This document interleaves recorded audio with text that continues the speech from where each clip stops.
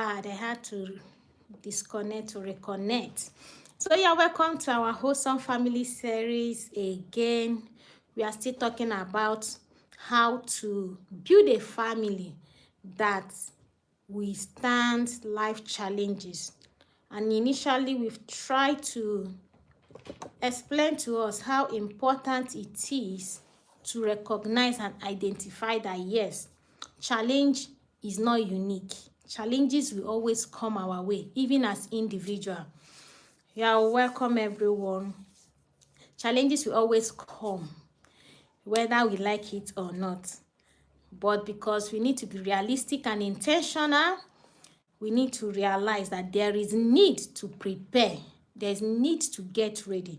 There's need to equip and empower families so that they are ready for these life challenges. So initially I was talking about how out of goodwill we want to make the best of our marriages. We want to fall in love, marry, and get a beautiful life going together with our partner. However, life challenges will come and test our convictions, will come and test our belief on what we stand for. And above all, there will be changes in life situations that will become a challenge, even when it's not meant to be. So the question today is, how do we get to be ready, prepared, and empowered to be able to face these life challenges?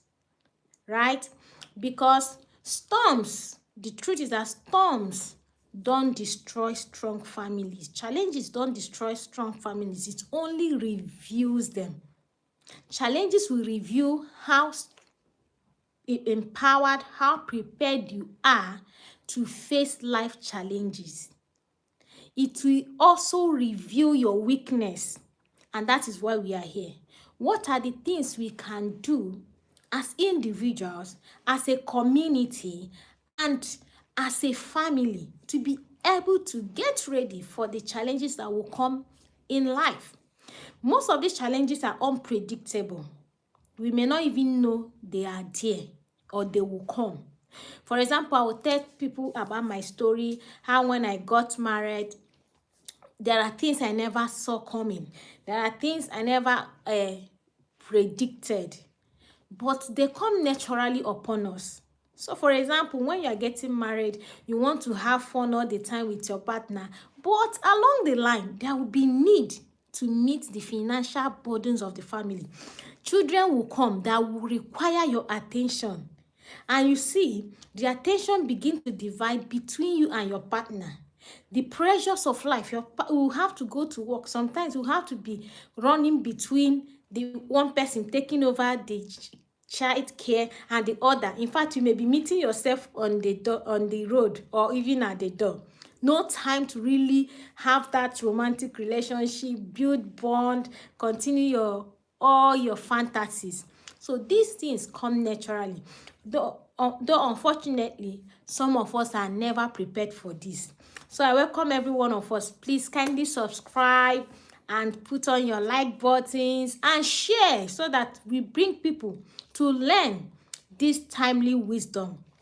So when life challenges come, they only reveal what we've been built for, how much we've built, the strengths, the strategies, the structures we have put in place to be able to overcome these challenges. For example, when someone is getting married, you don't prepare their mind that there may be things that will question their conviction about their partner, that there are temptations and challenges that will make them want to give way and say, no, I'm not marrying again. But these things are realistic, right? But sometimes we are not told. We are not. So I was writing a book on things you wish you knew before saying you do. So I was revealing in that book why we decide we want to get married. There are things the elderly never tells us. maybe because they think it's too sensitive, maybe they don't want to discourage us, maybe they don't want us to feel like, oh, if this is what marriage is all about, I better remain single. But the truth is that marriage comes with its ups and downs. It's not always the way we fantasize it. And that's why people are shocked when they come into marriage and they begin to have a family life. They are not prepared to handle the challenges that come with family. Okay? So, but today is a revelation for us that challenges will come, but there are measures we can put in place to be able to cope. There are skills that need to be put together that we need for ourselves as individuals and also as a family to be able to overcome these challenges of life. So I was saying, storms are inevitable. You cannot keep away from challenges. You cannot keep away from storms of life. Something like loss of partner, loss of job, loss of finance. People even scam you. Loss of properties. These things will put pressure on you. Okay? And then financial strain. Maybe a partner is not meeting up and the other partner is not ready to help or doesn't even have the capacity. Or probably the one loses a job and the income of the other is not able to handle the need of the family. So I have had people who were in love and genuinely love one another, but finance begin to strain so much in their relationship. And these are strong enough to cause a breakdown in the family. But there are things that we can be empowered to know. Please, you are welcome as you are joining us. We are on our Wholesome Family series that is organized by the Familynestacademy, where we empower families with knowledge and skills to be able to build a family for legacy and raise children who will be a light and a standard in their generation. So, and remember, the family is the center of everything we talk about when it comes to Familynestacademy. So today we are talking about how to build a family that can withstand life challenges. All right? So you will see misunderstandings, sickness coming. You never plan, right, that your partner may be one day be sick and not able to do all those expectations. Sometimes they are not even able to fulfill their marital, right, responsibilities. Sometimes you will be the one caring for your partner and caring for the children. So it's natural for this to weigh on us, on the other partner who has become the source of strength for the whole part of the family members. And also, even the person who has become vulnerable and dependent on the other may sometimes feel odd or feel like she's becoming a burden, and it may not really be easy on the person. So you see them feeling guilty, feeling that they are becoming the burden in the homes, and they react. So sometimes you see people react not because they are bad, but because the pressure is so much on them. So today we are going to teach families what will help them bounce back when life throws pressure on them. We are not talking about perfection. Nobody's perfect. But when we are intentional about issues of life, when we have positioned ourselves in that place where we are able to understand this is this, call it by name, and this is what can be done to overcome, it's easier to bounce back. It's easier to overcome than when we are unprepared. So one thing about life is always being prepared. being ready, our readiness for what is to come. So I was saying sometimes we don't prepare our children properly for what they will meet in marriage. So when they meet those challenges, you see them giving in, breaking down, becoming overreactive or something else out of pressure. So we'll talk about our first point in building a family that can withstand life challenges. The first is foundation. Building a strong foundation before decoration. So when we talk about decoration, it simply means before all the fanciful things we put out there. When you are raising a family, the first thing that matters is the foundation. The people I'm talking to, you might be single, you might be already married, but the best time to build a strong foundation for a family, for a marriage that can be able to withstand pressure is during courtship. Those times when you are busy proclaiming your love, going from one date to the other, one club to the other, buying gifts for one another, those are the times to build skills. Those are the times to have major life discussions. Those are the times to ask your partner how they respond to pressures. Create scenarios and ask them, if this thing happen, what do you think we should do? Those are the times you should have a diary to put down plans of what actions to take when life situations happens. Who are your mentors? Who can you run to when you begin to misunderstand yourself and there's this gap in between that you are not able to listen to one another? Because times may come when you are only seeing your partner's fault because the pressure is so much on you. You might be short-sighted to see beyond the challenge, beyond the trouble. Who do you go to? In your foundation, instead of chasing after comfort, I know comfort is good though, looking for the best accommodation, the best decoration for your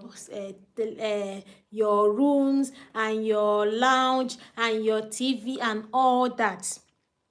Parlor, the question is, have you first asked yourself, if I lose my job as the man, you ask the woman, what do you think we can do to sustain ourselves while I'm looking for another job?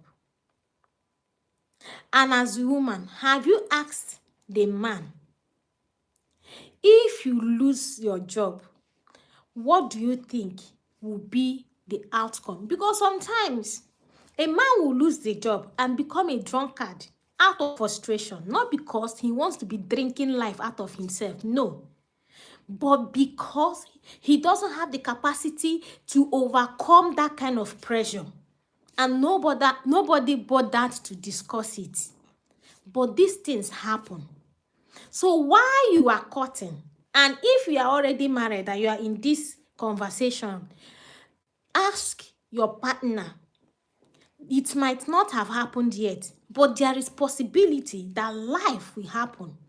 I may lose my job. My partner may lose my job. What will be the consequence? How do you think will be the best to manage what we have, to respond or to react to the pressures?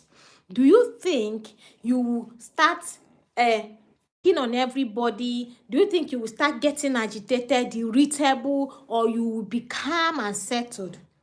Do you have emotional regulation capacity to control your emotions and your feelings when you are in distress? So I recommend emotional intelligence courses for families, for partners, because it's very handy and very helpful to overcome pressures of life. So in your building stage, in your foundation level, you ask your partner such important questions. And when any of us loses our job or source of income, our business, we know that we will have the tendencies of being on edge, picking on others, being distressed. We should seek for a counselor. We should read so book. We should have moments of reflection, talking about it and looking for how to move forward. Please, if you are here and you haven't subscribed, kindly subscribe and share to other people you know this will be valuable for, families, couples, and singles. So let's go on. So like we are saying, have a conversation. Create scenarios of possible setbacks that may occur in families as you are moving on with your life. There will even be a loss of a partner's parents in case they are still alive. How can we help one another to cope in times of distress like this? Put them down, because human nature, we tend to forget. But when we put things down, it's easy to reflect back.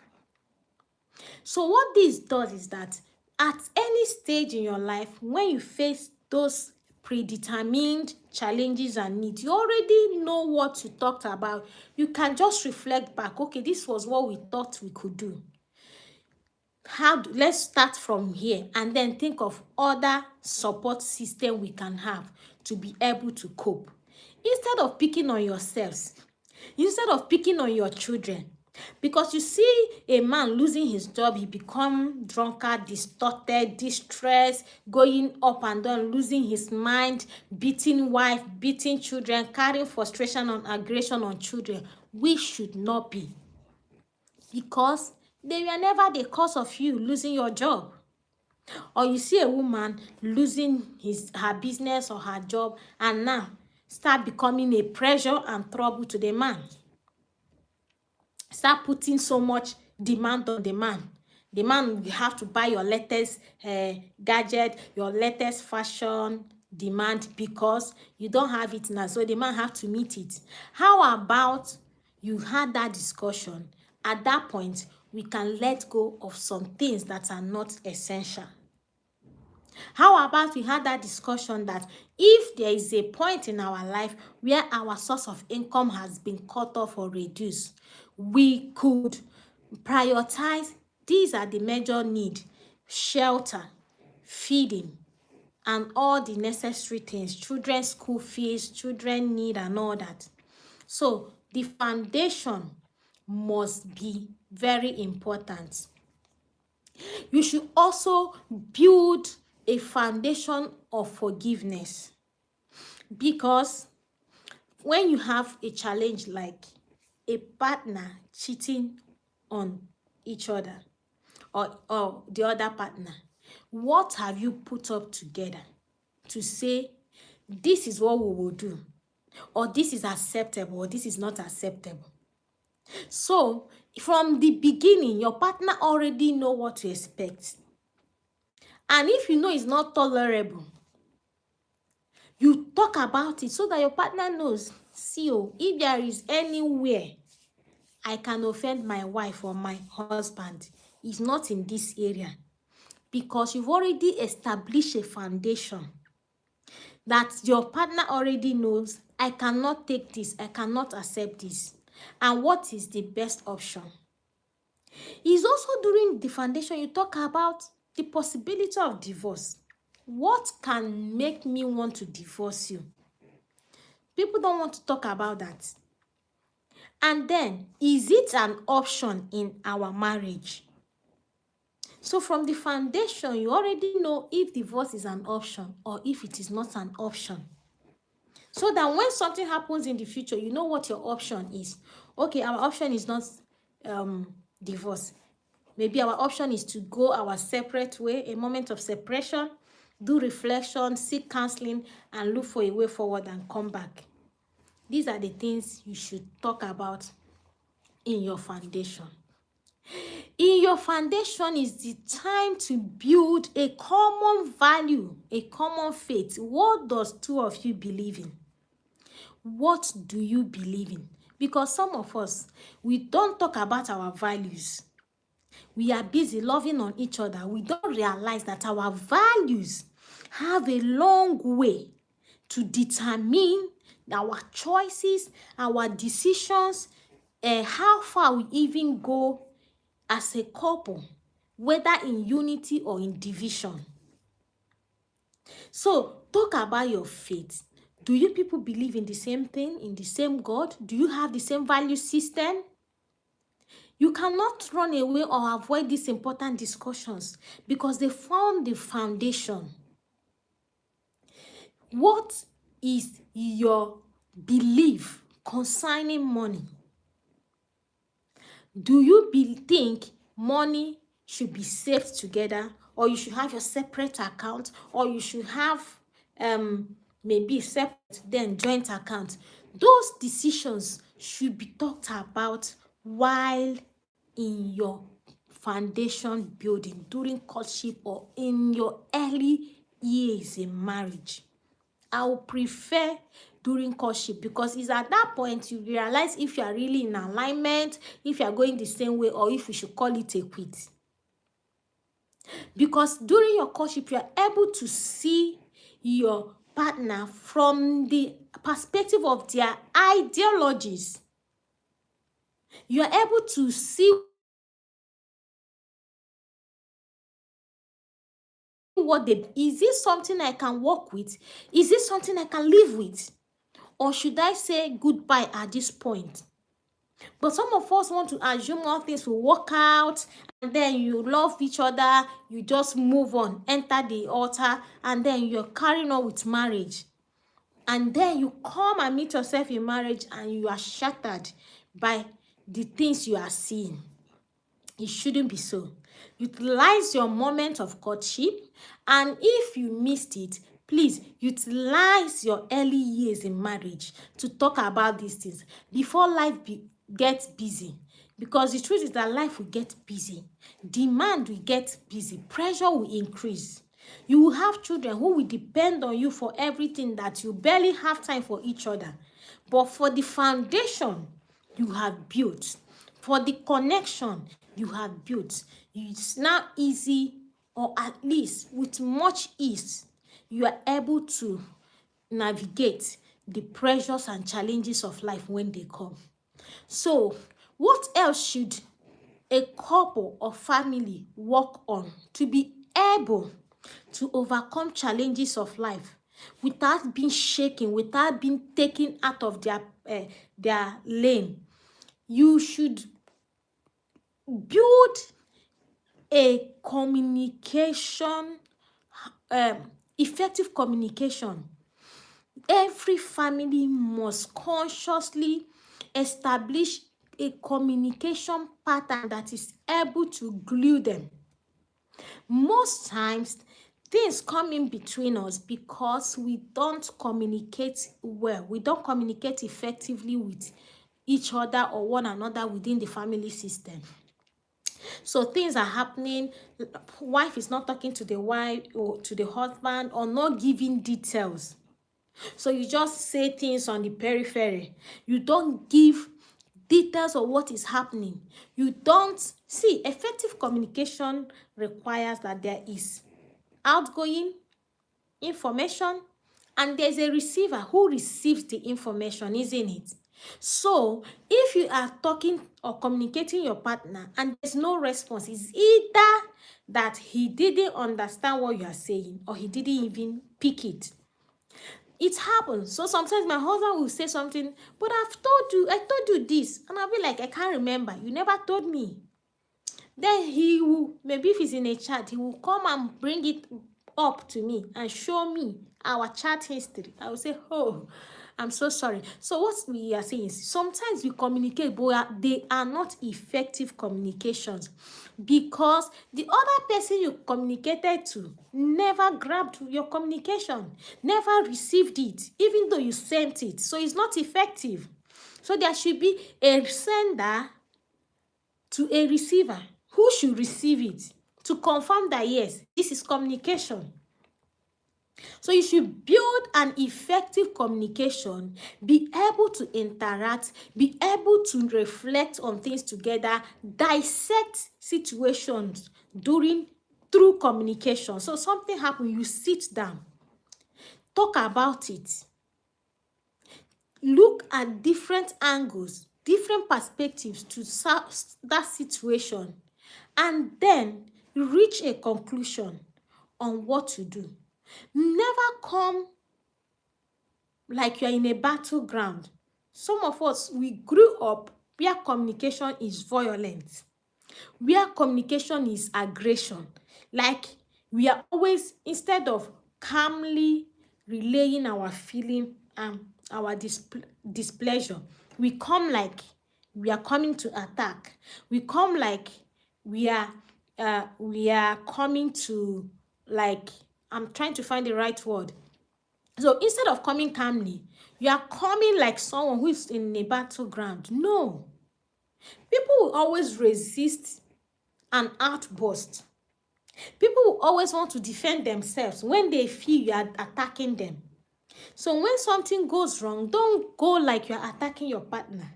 Don't go like you are going for a fight. Don't go like you are already accusing and judging.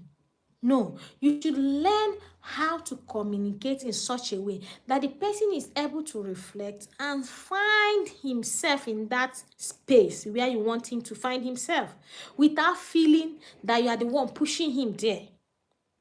So you should be able to relate to this person. So for example, instead of saying, you are always doing this, you're always that, why not say, I feel you are doing this more constantly. So in that way, you're trying to tell this person, so all this while I've been doing this thing, this is what my partner has been feeling. Because your feeling can be different from what the person intended to do. So what you people are now doing, okay, this is what my intention is, and my partner is feeling this way. The person will now calmly explain, oh, I'm so sorry you are feeling this way, but this is my intention. I never intended to hurt you. I never intended to make it this way. But unfortunately, this is how you have understood it. I am sorry. So this is effective communication. Without having to fight each other, without having to bully, do all the buzzwords that comes with anger. Don't communicate when you are angry. If you must build a family that will thrive during challenges, you must learn not to communicate when angry. Learn how to communicate effectively. Learn how to, when you are coming to talk, when you are coming to communicate, you are coming with the intention to clear the air, to clarify things, to find a solution, and not to judge someone and quarrel. Always come with that mindset that we are building together. We are not against one another. So in a family, you have a common vision. I've thought about vision, the importance of vision in family. If you check my previous teachings on our YouTube channel, you will see how to build a family vision. When couples and even children, depending on how old they are, come to communicate, you should not come like you are coming to fight a war. Come with the intention that we are an organization united in one purpose. Come with the intention that we want the best for us. Come with the intention that we are looking for solution. We are not coming to fight each other. We are coming to find a better ground to work more productively. So in that way, when need and challenges come, you already built the capacity to communicate effectively, and you are able to find solution to challenges. You are not fighting each other, so you are not running in different dimensions and directions. You are running in one direction because you have a common interest, which is to build a better you, a better family, and a better relationship. Okay? And when you come in your communication, learn to hold one another, support one another, encourage one another, and pray for one another. Because we all need that support. There's no family that can do it alone without the support of every member of the family. So I am a whole individual. I have my head, I have my ears, my mouth, my hands, my other parts of my body. If my hand is suffering, my whole body will feel it. That's the same way families are. Your family is an entity built by you and every other members. When one is hurt, if not taken care of, it will affect the whole system. So you see a child beginning to misbehave. How do you get to communicate and help this child to see what he's doing wrong without being the judge and the jury, without nailing this child to the cross, without making him feel like everyone is against him and pushing him away to the world, to the same people you are trying to save him from? Many children run into addiction because they feel the people out there are more supportive than the family. Just because the family does not understand how to support them at that point. So a research by Dr. John shows that couples who maintain open communication during conflicts are 80% more likely to resolve issues than those who avoid tough conversations. If you must thrive as a couple, as a family, you must learn to have an open conversation, effective communication, which I've already talked about, and not avoid it. And like I said, don't come angry, but don't ignore that discussion. So when you think you're still agitated, your emotions are up there, you are angry, please keep yourself. At that point, it's not the right time to talk. Give yourself some time. Go on. Have your time of rest away from every other members of the family or the partner or whoever you feel got you agitated. But create a time apart where you will have that discussion. It's very important. Never sweep it underground because it never remains underground. It will only build up as a pressure. And when you know a balloon, when you keep putting air pressure inside a balloon, it gets bigger and bigger and bigger until it gets to its elastic limit. It will definitely burst. So that's why you see some people having an outburst and you be like, where is this coming from? But it's been piling up, building up, and nobody was talking. But these things has been there because we won't let there be peace. Peace will not reign. No. The peace will be temporal, but it will break the whole system if you don't talk about it. And yes, in case you are still joining us for the first time, kindly subscribe. And this is Familynestacademy bringing to us my Wholesome Family series, where we talk about issues in families that need to be talked about to help families understand how to build a better system. So we'll move to our next point, the power of emotional safety.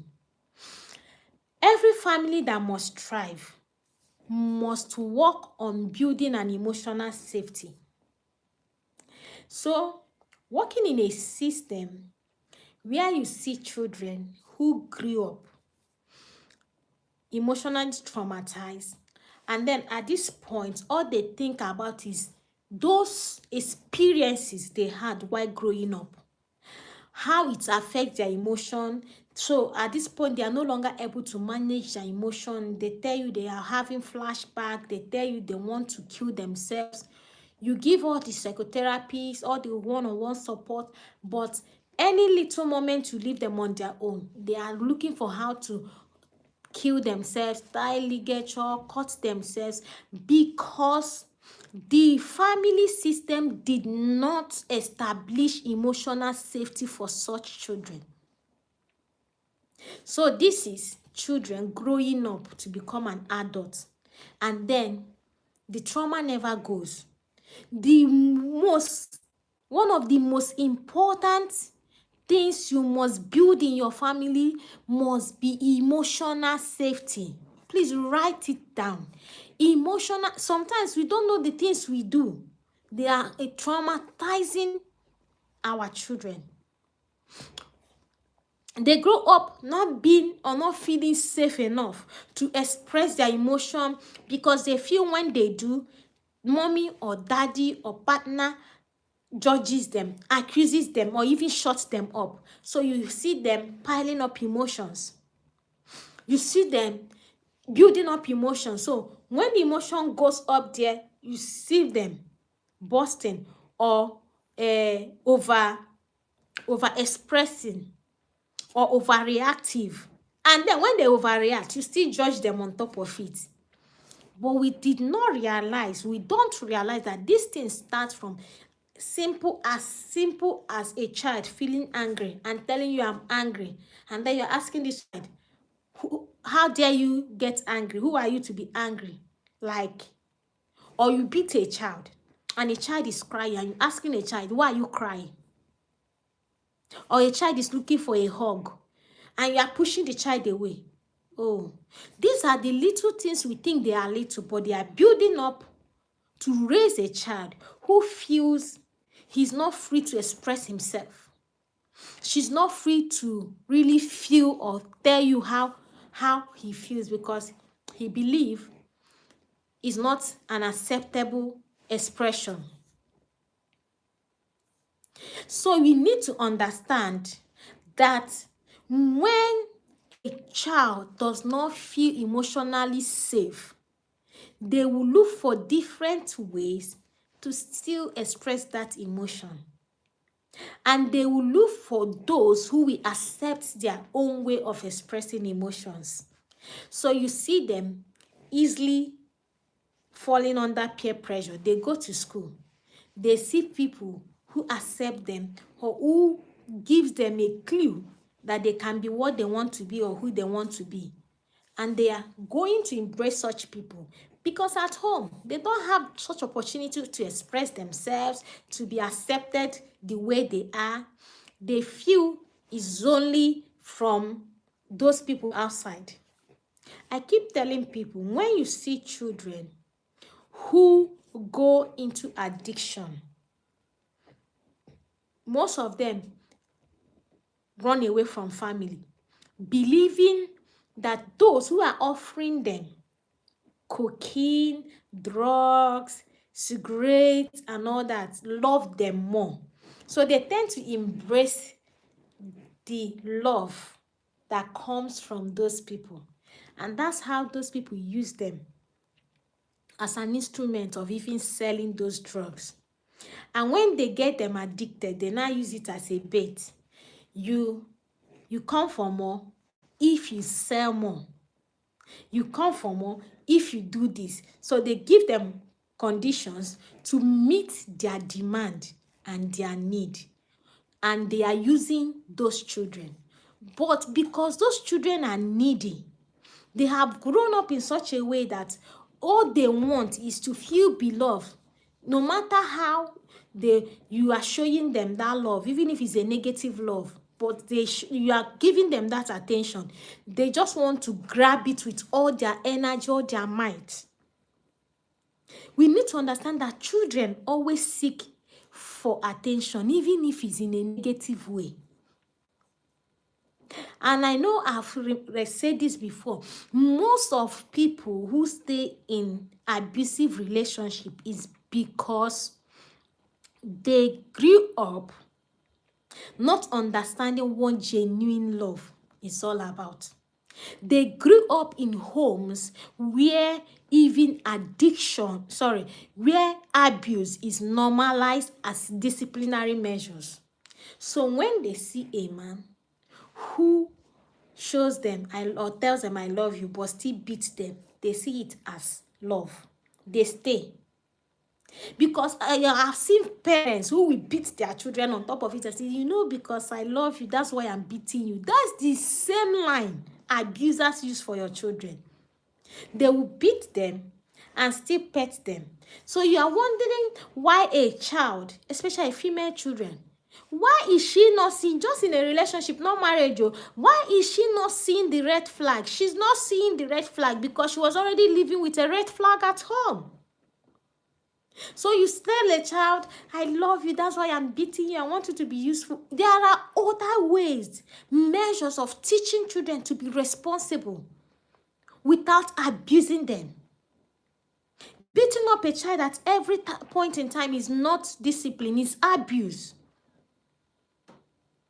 We are not saying you should not beat your children if you think that's what works for you, but don't raise your hand at every time you find is your own emotion that is not regulated because you're not able to control your anger. That's why you are putting your hands on children at every point in time and you're calling it discipline. It's not discipline. You are the one that needs the discipline. There are structures you can put in place before you can raise your hand on a child. Make sure you have put all the structures in place. Make sure you have done all you need to do. Teach this child and make sure this child understand based on their age of development. We nurture children, we build up children, we package them for abuse. And then we question, why don't they have the strength, the energy, the moral confidence to say no to abusers? No, because that's what they grew up knowing. The same way a child who lacked emotional support while growing up will also yield and remain in an abusive relationship because that's all she's been longing for, the love and affection the parents didn't give, the abuser is giving. So they want to hang on that little comfort while enduring the numerous abuses. So a lot of things need to be corrected in the family if we must help our children to thrive in the future. So every family must make their home a safe place where everyone can be vulnerable without feeling guilty, where everyone can express their feeling. They are happy, they are not happy, they are overwhelmed, they are unsettled. Let them express themselves, and then that's where communication comes. Talk about it. Help them dissect their feelings. Help them to do reflections and come to terms with what they are feeling. Name their feelings. Let them name their emotions, no matter the age. And let them accept that what they are feeling is real. However, their reaction is what can be programmed, what can be nurtured. So a child is feeling overwhelmed or angry, throwing themselves on the floor. You are going on top to beat that child. What do you mean? Why not allow her to express herself and then sit her down when you think she's done? Or as she's there, say, I understand you're overwhelmed. Whenever you are done, we'll talk about it. But don't go compromising for whatever you have said no to that is making them to throw tantrum. Because what you're telling them is anytime they throw tantrum, they will have their way. So you've seen parents whose children will throw tantrum. They will go and give them that thing they are requesting for. And then they will still beat them on top of it. You are confusing this child. So when a child throws tantrum, let them throw the tantrum. You can only support them to pick them up. So I understand you don't like the decision I've made, but there is a reason, and this is the reason. So throwing tantrum will not change it, but I understand the feeling is overwhelming at this point. So when you feel you are settled, we can talk about it. But don't compromise the reason for which that child throws tantrum. Because you are giving this child a double side of the coin. And then you are confusing this child. So you are telling this child, if I throw tantrum, mommy or daddy will give me what I want. So at every time when you say no to something, especially in the public place, they will want to throw tantrum to make you shake your decision because maybe you feel embarrassed. You don't want people to think, what is this woman? What is this man? Let them throw tantrum. You don't owe people that explanation. You are building a system. You are helping this child understand that the standard is this. Even if you throw tantrum, it's acceptable. That's how you are expressing your emotion. But we will not change the decision. A time will come, that child will not throw tantrum again. There will be different ways of throwing that tantrum, but you would have helped this child understand how to regulate and manage their emotions. But the problem is, some of us adults don't even know how to manage our own emotions. We are angry, we shout. We are angry, we raise our hand and hit. We are angry, we bang the door. We are angry, we do a lot of things. Yet we want our children to be angry and be calm. No, they are watching and they learn more by what they see. So, if we must raise children who will thrive, who will overcome challenges of life, and as a family, our home must be an emotional safe home for our children. Emotional intelligence should start from our home. It should not be something that our children will grow up and start wondering what is emotional intelligence and start running courses. No, you as a parent should be able to model emotional control, emotional regulation. So what I do with my children, as young as they are angry, they are not happy with our decision, I'll ask them to take a deep breath. They already know. Count your numbers. The 1 minute silent not counting of numbers. And sometimes we'll ask, okay, if two of them are having misunderstanding and they are trying to, I will say, please, can someone take their peace space? One person will go to the room and go and calm themselves. What we are doing is teaching them how to control their emotions, how to control their feelings, so that when they grow up as adults, they won't be throwing emotions everywhere. It's not something you achieve in one day, but you have to be intentional about it.